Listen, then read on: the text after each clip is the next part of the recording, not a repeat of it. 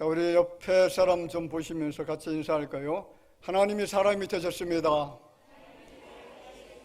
메리 크리스마스. 할렐루야. 모든 영광 하나님께 돌려드립니다. 좀 제대로 좀 해보세요. 모든 영광 하나님께 돌려드립니다.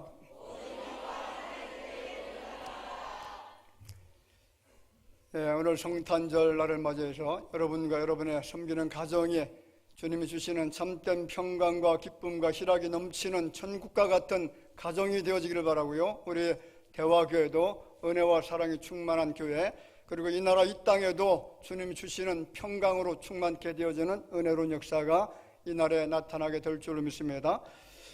자, 오늘 제목의 말씀이 사람이 되신 하나님입니다.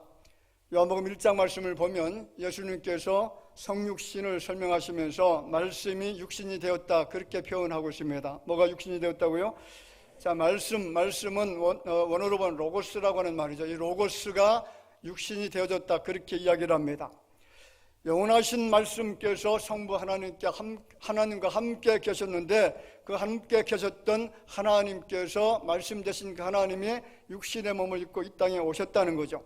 여러분, 예수님은 완전한 인간으로 이 땅에 오신 줄로 믿습니다.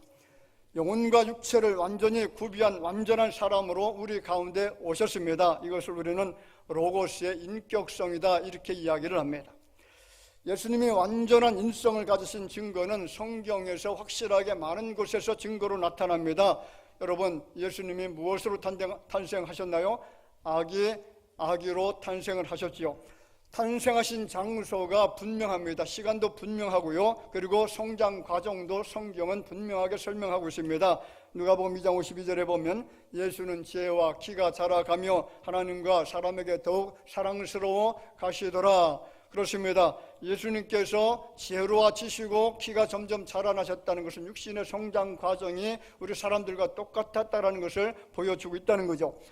또한 예수님은 배고픔을 느끼신 적도 있고요. 그리고 행루에 권해서 우물가에 앉으셨던 적도 계셨고, 목마름을 느끼시기도 하시고, 사랑하던 사람 그 나사로의 무덤 앞에서 눈물을 흘리시는 그런 장면도 볼 수가 있습니다. 이렇게 우리 예수님은 육신이 되어서 오셨다는 것을 성경은 분명하게 증거하고 있다는 거죠. 그러면 무엇이 육신이 되어졌다라고 하나요? 무엇이 육신이 되어졌다고요?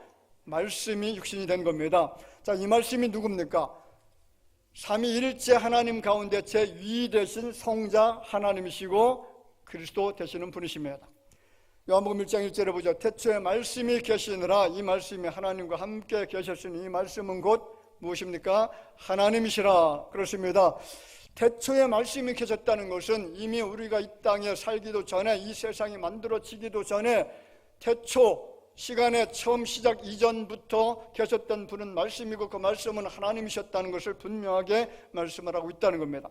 자, 요한복음 1장 2절 3절에 보면 그가 태초에 하나님과 함께 계셨고 만물이 그로 말미암아 지은 바 되었으니 지은 것이 하나도 그가 없이는 된 것이 없느니라.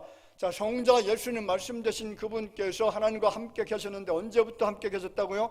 태초부터, 처음부터 함께 계신 분입니다. 하나님이 먼저 계셨고 예수님이 그 다음에 계셨고, 그런 뜻이 아니다라는 거죠. 성부 하나님과 성자 예수님과 성령 하나님께서 동일하게 같은 시간에 같은 시점에 계셨다는 겁니다.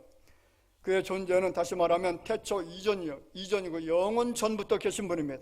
그분은 창조자 되신 분이시고 그분이 말씀으로 계시다가 육신을 입고 이 땅에 오신 날이 바로 오늘입니다. 오늘 본문 중 23절은 이사야가 예언한 내용을 그대로 인용을 하고 있는데, 이사야 선지자가 몇백 년 전에 뭐라고 말씀합니까? 보라, 처녀가 잉태하여 아들을 낳을 것이요 그의 이름은 임마누엘이라 하리라. 할렐루야. 자, 이 말을 불신자들, 그리고 과학적이고 이성적인 사고를 가지고 있는 사람들에게 전해준다라고 하면 이 사람들이 어떻게 반응할까요? 그들은 처녀가 잉태하여 아들을 낳을 것이라는 말은 과학적으로 그리고 의학적으로 생물학적으로 전혀 증명할 수가 없는 것이고 이것은 믿을 수 없는 것이다 라고 이야기하겠죠. 만약 이 사실을 믿지 못한다면 성경은 아무것도 믿을 것이 없습니다. 왜냐하면 성경은 인간 이성의 한계로 이해할 수 없는 것들로 가득 차 있기 때문에 그렇다는 거죠. 인간 이성의 한계를 가지고 성경을 분해하고 분석하고 믿으려고 하면 믿어질 만한 것이 아무것도 없습니다. 여러분, 믿음이란 무엇일까요? 믿음은 믿을 수 없는 것을 믿는 것입니다. 믿을 수 있는 것을 믿는 것은 누구나 다 할 수가 있다는 것이고, 우리는 그것을 믿음이라고 하지 않습니다. 당연한 것을 믿는 것은 믿음인가요? 아니죠. 당연한 것을 믿는 것은 믿음이 아닙니다. 우리가 믿는 것은 하나님이 우주를 창조하셨다는 겁니다. 당연한 것이 아니죠. 당연히 안 믿어지는 것인데 믿어지는 것, 이것이 바로 믿음인 것이죠. 하나님께서 인간을 만드실 때 무엇으로 만드셨다고요? 흙으로 만드셨다고 했습니다. 그리고 인간이 지은 죄를 용서해 주시기 위해서 하나님 자신이 직접 인간의 몸을 입고 이 땅에 오셨다는 것, 이것을 믿는 것이 바로 믿음인 줄로 믿습니다. 여러분은 예수님을 믿어지십니까? 예수님의 성육신이 믿어지십니까? 예수님의 십자가에 돌아가신 사건이 믿어지십니까? 예수님이 죽은 자 가운데 사흘 만에 다시 부활하신 사건이 믿어지십니까? 예수님이 승천하시고 다시 오실 것이 믿어지십니까? 이것이 여러분 믿음인 줄로 믿습니다. 그런데 이 믿음은 내가 믿으려고 믿어지는 것이 아니라 하나님 우리에게 주신 수요입니다. 믿음의 수요, 이것이 축복입니다. 그래서 내가 억지로 믿으려고 하면 안 믿어지지만, 그런데 자연히 믿어지는 것을 어떻게 하냐는 거죠. 여러분, 자연히 믿어지나요? 자연히 믿어지십니까? 이 자연적으로 믿어지는 것이요, 놀라운 축복입니다. 이것은 하나님 우리에게 믿음의 선물을 주셨기 때문에 믿어지는 거예요. 이사야 선지자는 이미 예수님께서 오시기 수백 년 전부터 그분이 처녀의 몸에서 탄생할 것이라고 하는 사실을 분명히 예언을 했고, 그 예언은 적중했고 성취되어졌다는 것, 우리는 이 사실을 믿습니다. 믿어도 어떻게 믿어요? 의심 없이 완전하게 믿습니다. 그럼 성육신의 은혜가 무엇일까? 많이 있습니다. 그런데 오늘 두 가지만 제가 말씀드릴게요. 첫째는 임마누엘의 은혜입니다. 임마누엘의 은혜입니다. 이거 얼마나 큰 은혜인지 여러분 기억하셔야만 됩니다. 자, 보라, 처녀가 잉태하여 아들을 낳을 것이요 이름은 임마누엘이라 하리라 하셨으니 이를 번역한즉 하나님이 우리와 함께 계시다 함이라. 누가 함께 계신다고요? 사람이 함께하는 것이 아니죠. 하나님이 함께하신다는 것이죠. 전능하신 하나님, 온 우주 만물을 창조하신 하나님, 태초부터 계셨던 그 하나님, 모든 것에 능하시고 모든 것에 부족함이 없는 그 하나님께서 우리와 함께하신다는 사실입니다.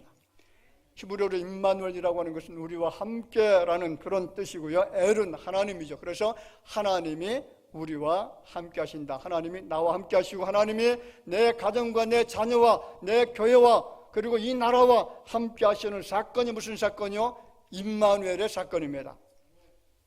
자, 빌립보서 2장 6절 7절 말씀이 이렇게 말하죠. 그는 근본 하나님의 본체시나 하나님과 동등됨을 취할 것으로 여기지 아니하시고 오히려 자기를 비워 종의 형체를 가지사 사람들과 같이 되셨고, 잘 보세요. 거기 보면 근본 하나님의 본체시라는 것이죠. 하나님 자신이라는 겁니다. 하나님의 본질 자신 되신 분이 바로 예수님이시라는 거예요. 그런데 그 하나님 대신 예수님께서 하나님과 동등된 그런 자격을 취할 것으로 여기지 아니하시고 사람들과 같이 되셨다라고 이야기를 합니다. 하나님이 사람이 되셔서 사람과 함께 하시는 사건이 바로 임마누엘 사건이고 성탄입니다.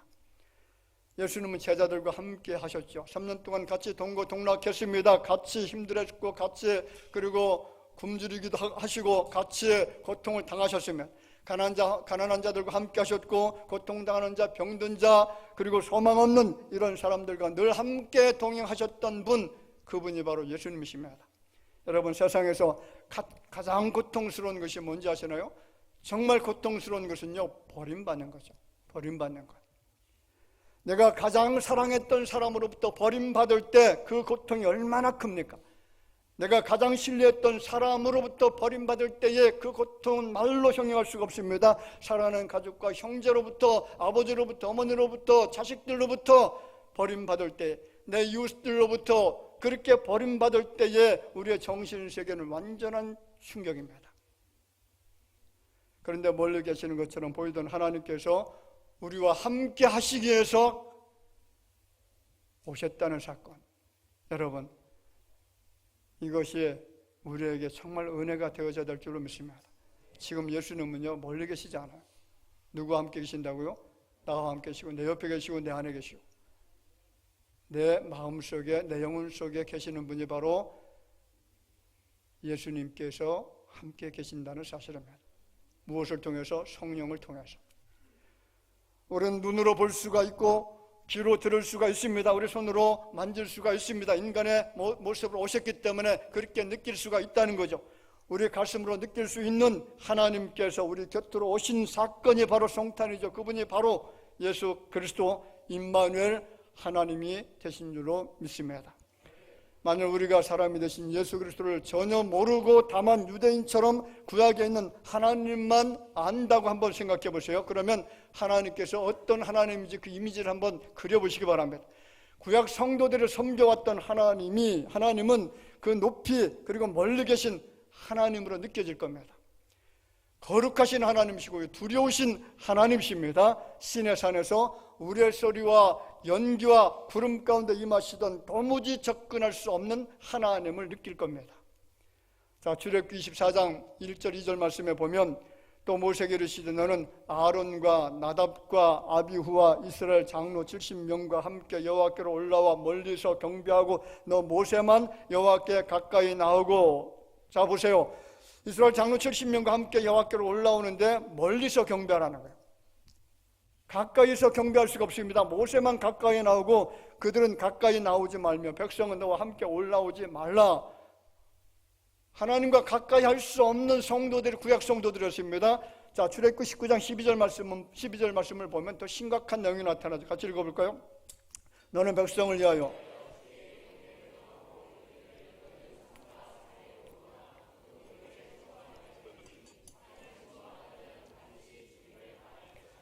자, 경계를 침범하지 말라라는 겁니다. 하나님이 계신 그 신의 산 그 경계를 만들어 놓고 거기에 침범하면 어떻게 되어지느냐? 반드시 죽임을 당한다는 거예요. 하나님을 가까이 할 수 없습니다. 두려운 하나님이십니다. 민수기 14장 18절 말씀에 보면 형벌 받을 자는 결단코 사지 아니하시고 아버지의 죄악을 자식에게 갚되 3, 4대까지 이르게 하셨다라고 이야기합니다. 구약 성도들이 느끼는 하나님은요, 사람이 죄를 범했을 때 3, 4대까지 징벌하시는 하나님이셨다는 겁니다. 서로 죄를 용서하신다라고 할지라도 그 죄값을 반드시 갚으시는 철저하신 하나님이십니다. 우리는 구약의 하나님만으로 생각한다면 접근할 수 없는 하나님이요, 너무 멀리 계시는 하나님이시고 너무 크고 거룩하신 하나님이시라는 사실이죠. 아마 예수님이 세상에 오시지 않으셨다면 우리는 이런 하나님만을 알고 있었을 겁니다. 그 하나님 앞에서 항상 조마조마해야 되죠. 양심의 가책을 받아야 됩니다. 두려워 떨어야만 됩니다. 그런데 예수님께서 세상에 오셔서 나를 본 자는 아버지를 보았거늘 내가 아버지 안에 있고 아버지께서 내 안에 계심을 믿으라. 우리와 함께 하신다는 거예요. 내 안에 계신다는 거예요. 가까이서 만날 수 있다는 겁니다. 가까이서 주님의 음성을 들을 수 있다는 것이고 우리의 손을 가지고 그분을 만질 수가 있다는 겁니다. 여러분 믿어지십니까? 어떤 학자가 이런 말을 했습니다. 예수 믿는 우리에게 있어서 진짜 심각한 것은 영적으로 하나님의 실체를 발견하는 것이다. 하나님께서 어떤 인품을 가지셨으며 하나님께서 우리를 어떻게 대하시며 하나님의 성품이 어떠한가를 깊이 깨닫는 것, 이것이 너무나 중요하다라고 이야기를 했습니다. 여러분 예수 그리스도 내 안에 계신 그 예수님을 느끼시기를 바랍니다. 가까이서 느껴지게 될 줄을 믿습니다.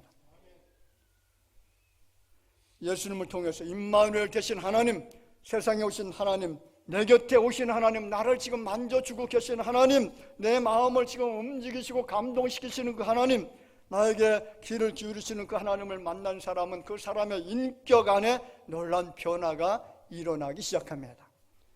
여러분 예수님께서 세상에 오셔서 처음 사람들 앞에 나타나셨을 때의 어떤 모습이셨을까요?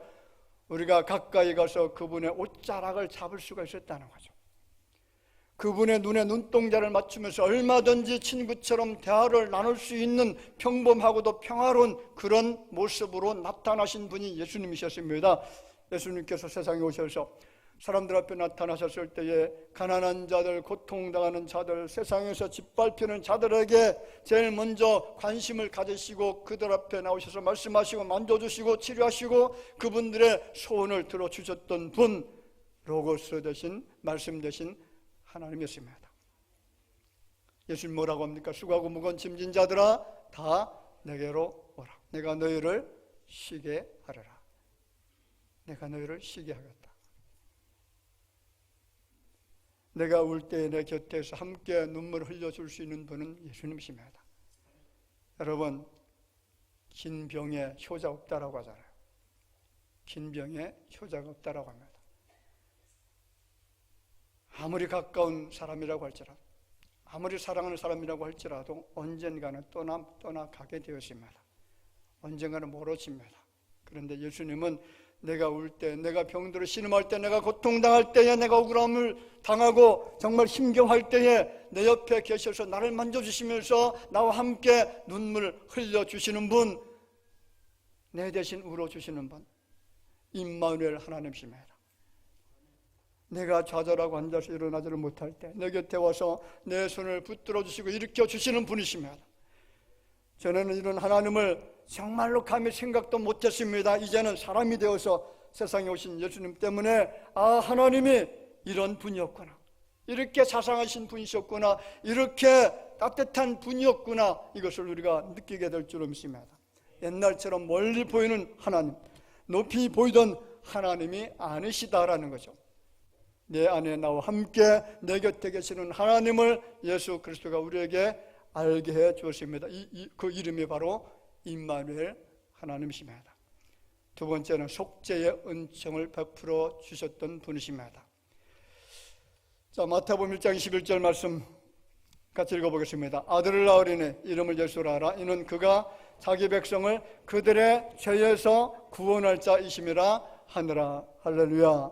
위대한 종교개혁자 칼빈은 이런 말을 했습니다. 예수님께서 우리의 몸을 취해서 자기의 몸을 삼으셨다. 우리의 살을 자기의 살로, 우리의 뼈를 자기의 뼈로 만들어 우리와 하나가 되게 하셨다. 만약 예수님이 하나뿐이라면 그는 예수님이 하나님뿐이라면 그는 죽음을 느낄 수 없었을 것이다. 만일 예수님이 사람뿐이라면 죽음을 정복할 수 없었을 것이다. 그래서 예수님은 참 사람이시고 여러분 참 하나님이 되신 줄로 믿습니다. 죄를 대속하는 데에는 사람으로서의 자신을 죽음에 내어 주었고요, 죽음과 싸워 승리한 데에는 하나님으로서의 자기의 권세를 사용하신 분, 이것을 칼빈이 이야기를 했습니다. 오늘 우리가 전 죄악으로 인해서 얼마나 괴로워합니까? 얼마나 슬퍼합니까? 얼마나 탄식합니까? 얼마나 두려워 떨고 있습니까? 그런데 예수님께서 육신의 몸을 가지고 사람이 되신 것은 인간이 지은 모든 죄악, 이 죄악 때문에 고통 가운데 처해 있는 사람들의 모든 죄악을 맑게 씻기시고 용서하시고 그 용서의 은혜를 베풀어 주시기 위해서 임마누엘로 오신 줄로 믿습니다. 오늘 우리가 성탄을 맞아서 두 가지 은혜를 마음에 담고 하나님 앞에 감사하는 삶이 되어졌으면 좋겠습니다. 예수님을 통해서 임마누엘 하나님의 은혜를 다시 한번 가슴 뜨겁게 체험할 수 있는 시간이 될 줄로 믿습니다. 또한 속죄양의 은혜, 십자가에서 내 죄값을 대신 치르시기 위해서 세상에 오신 하나님의 아들을 마음에 모시고 그분 앞에 무릎을 꿇고 경배와 찬양을 드리는 너무나도 축복의 성탄이 되어지기를 주의 이름으로 축복을 드립니다. 자, 같이 한번 인사합시다. 메리 크리스마스. 예수님이 육신의 몸을 입고 이 땅에 오셨습니다. 할렐루야. 임마누엘 하나님과 함께 하시기를 주의 이름으로 축원을 드립니다. 기도합시다. 아버지 하나님 은혜를 감사합니다. 오늘 이 성탄의 계절에 우리에게 주신 은혜를 기억하게 하여 주옵소서. 하나님 되신 분이 사람이 되셨습니다. 가장 높은 곳에 계셨던 분이 가장 낮은 곳에 오셔서 비천한 자가 되어 주셨습니다. 우리와 함께 하시기 위해서 나의 모든 죄를 속죄하시고 구원해 주시기 위해서 나의 모든 아픔을 치료하시고 나의 모든 질고를 담당해 주시기 위해서 주님께서 사람이 되셨사오니 그분과 이제는 더욱더 가까워지게 하시고 늘 동행하시고 하게 하시고 늘 주님을 믿는 믿음으로 승리할 수 있는 주의 백성들이 되게 하여 주옵소서. 예수님의 이름으로 기도하옵나이다. 아멘.